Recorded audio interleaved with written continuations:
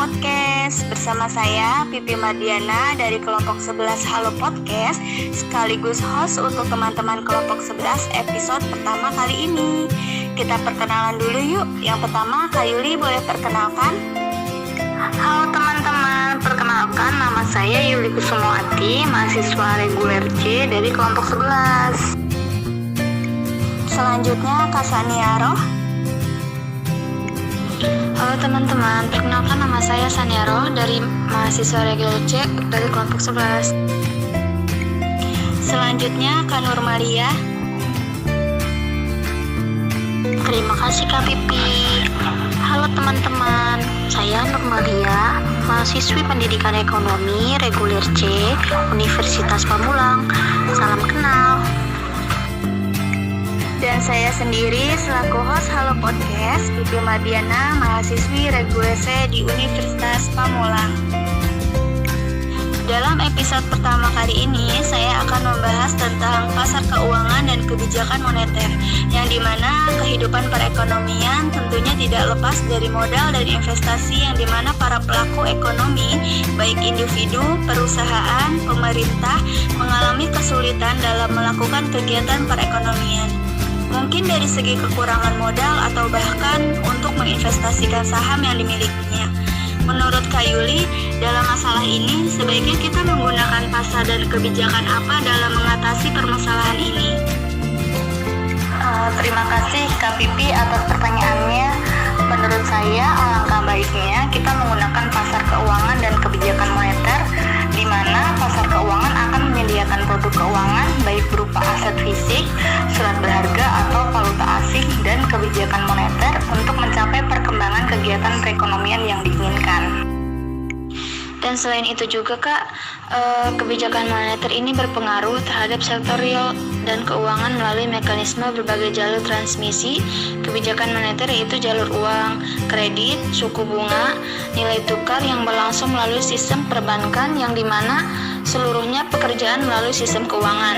Nah, baik itu berupa lembaga intermediasi maupun pasar keuangan atau pasar uang dan pasar modal. Dalam dunia keuangan pasar, keuangan meliputi 1. Penjual saham dalam memperoleh modal melalui pasar modal.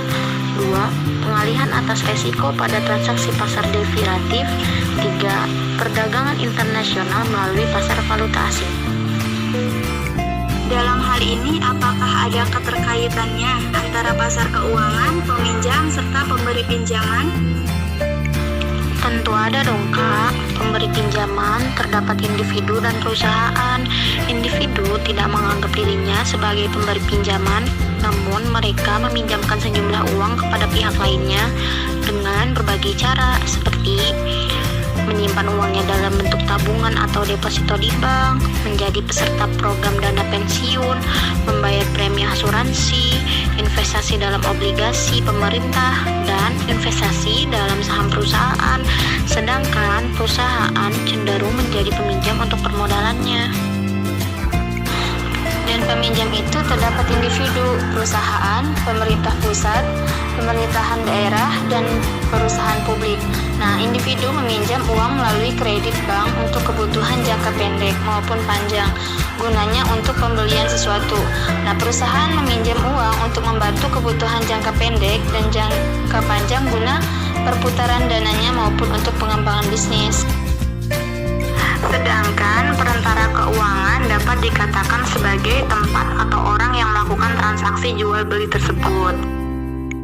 Jadi, dalam menjalankan kegiatan di pasar keuangan, masing-masing pihak yang terlibat memiliki tujuan tertentu untuk mengalokasikan tabungan secara efisien bagi pemakainya, baik bagi penjual, pembeli, maupun bagi pihak perantara.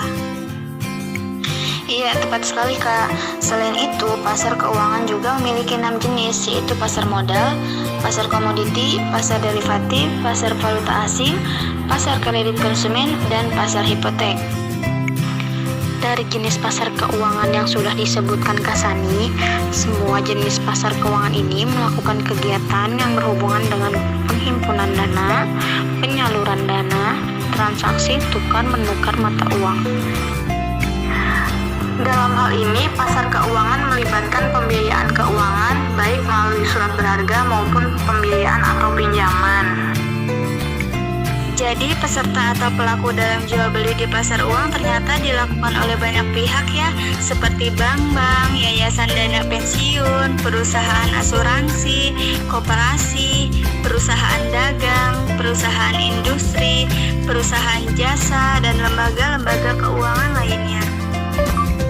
Sehingga kita bisa menyimpulkan dalam podcast kita kali ini bahwa dalam perekonomian suatu negara terdapat 6 pasar keuangan yang terdiri dari 6 macam pasar yang berperan dalam fungsinya masing-masing dan bertujuan untuk memudahkan para pelaku ekonomi, baik individu, perusahaan maupun pemerintah, untuk mengatasi masalah di bidang keuangan yang dihadapi pihak-pihak tersebut. Selain itu, kebijakan moneter sangat berpengaruh terhadap perekonomian suatu negara, baik dari segi inflasi, nilai tukar mata uang, serta memperbaiki neraca perdagangan kerja masyarakat. Mekanisme kinerja kebijakan moneter juga mempengaruhi perekonomian Kak, baik itu dari segi nilai tukar, inflasi, dan produk domestik bruto Indonesia.